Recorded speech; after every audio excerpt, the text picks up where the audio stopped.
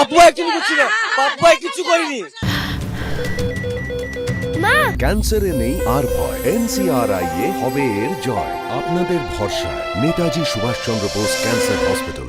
আমার জওয়ান মেয়ে একটা ছোট বাচ্চা, আমার মেয়ের গলা কাটি गरीब गरीब को खून चूस के वो बड़ा बन रहा है, गरीब को मार के वो बड़ा बन रहा है, गरीब को बेच के वो बड़ा बन रहा है। আগুন লেগেছে 3 ঘন্টার ওপর সময় হয়ে গিয়েছে। স্থানীয় বাসিন্দাদের অভিযোগ দমকল দেরিতে এসছে, তবে দমকলের দাবি এই মুহূর্তে আগুন নিয়ন্ত্রণে আছে।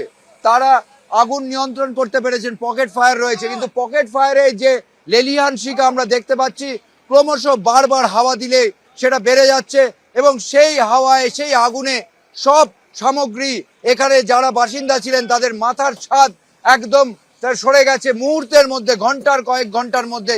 এবং স্থানীয় মানুষদের অভিযোগ কি, তাদের সঙ্গে কথা বলবো। আপনাদের বক্তব্য, অভিযোগ কি? আমাদের বক্তব্য আছে যে যখন এখানকার পেপার কাজ হচ্ছে, প্লাস্টিকের কাজ হচ্ছে, সে সময় কাউন্সিলর আসার দরকার ছিল, কাউন্সিলরকে দেখার দরকার ছিল। ইলিগাল কাজ হচ্ছিল, সেই জায়গাতে কোনো লিগাল কাজ নেই, এখানে প্লাস্টিকের কাজ হচ্ছিল।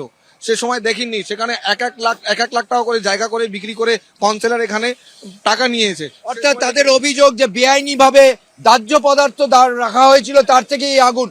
আমার সহকর্মী প্রবীর রয়েছে। প্রবীর, যখন তুমি প্রথম আসে এই জায়গাটায় কি পরিস্থিতি দেখেছিলে, কি রকম আগুনের সেই তীব্রতা ছিল?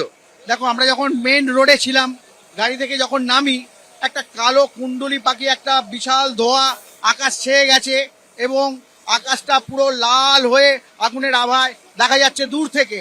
আমরা যখন মেন রোড থেকে এই খালপাড়ের দিকে ঢুকি, দেখছি বিভিন্ন মানুষজন তারা প্রাণভয়ে দৌড়াদৌড়ি করছে এবং আরও যখন ঘরের কাছাকাছি আসি, যে যার মতো জিনিস বার করার চেষ্টা করছে, কিন্তু আগুনের তীব্রতা এতটাই ছিল যে তারা কোনো মতে কিছু জিনিস বার করতে পারলেও ম্যাক্সিমাম জিনিস ঘরের মধ্যে রয়ে গেছে এবং সেগুলো সম্পূর্ণ ভস্মীভূত হয়ে গেছে।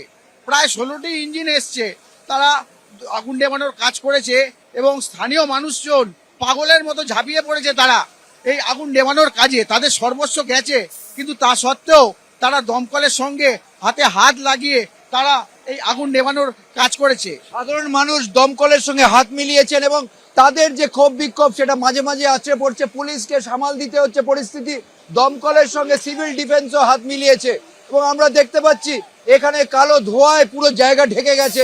16টি ইঞ্জিন কাজ করছে। আগুন নিয়ন্ত্রণে বললেও পুরোপুরি নিয়ন্ত্রিত বা একদম কন্ট্রোলে যে এসছে তা বলা যাবে না।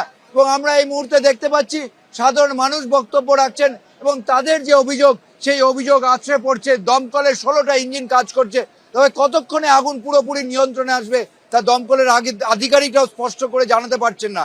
ক্যামেরায় শান্তনু দত্তের সঙ্গে ঝিলম করঞ্জয় ও প্রবীর চক্রবর্তী, ABP আনন্দ, কলকাতা।